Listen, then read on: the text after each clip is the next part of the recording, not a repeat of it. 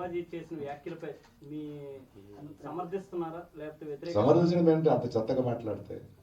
ఒక భాష ఏంటి? అంటే కొంతమంది ఆడవాళ్ళు అంటే ఏమనుకుంటున్నారు మీరు? మీలో ఉన్నదే బయట వస్తుంది. అదేంటా మాటలు, అదేంటా అహంకారం, అదేంటి ఆడాళ్ళని ఈడుతారని? ఇవాళ ఆడవాళ్ళకి అన్యాయం ఎవరి నుంచి జరుగుతుంది? మగాళ్ళే కదా, తరతరాలుగా మనమే చేస్తున్నది కదా.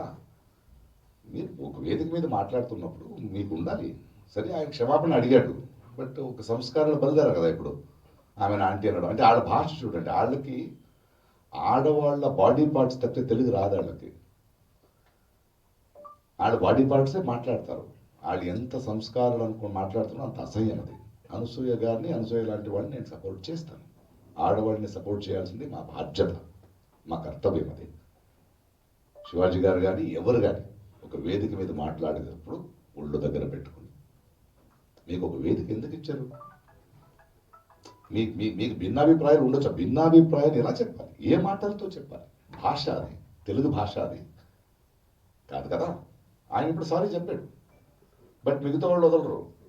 అది స్టార్ట్ అవుతుంది. ఇప్పుడే ట్వీట్ చేశాను అనసూయగా, మరి నువ్వు స్ట్రాంగ్గా ఉండు. ఆ సంస్కారాల అసహ్యం తెలుస్తుంది నాకు. నన్ను అదే తిడుతుంటారు. ప్రకాష్ రాజు గారు మీరు ఎందుకు మాట్లాడరు వాళ్ళు.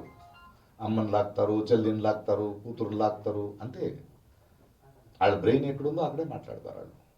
అది నిజం. ఖచ్చితంగా శివాజీ గారు చెప్పింది తప్పు. ఒక సభ్య సమాజంలో వీ కెనాట్ ఎక్స్పెక్ట్ ఇట్.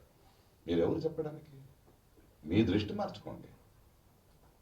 గిల్లేది ఎవరండి అమ్మాయిని? ఆడవాళ్ళ? మగాళ్ళే కదా. మరి నేను పోకులేలా చెప్పాలా గిల్లితే గిల్లించుకోవాలని? కాదు కదా,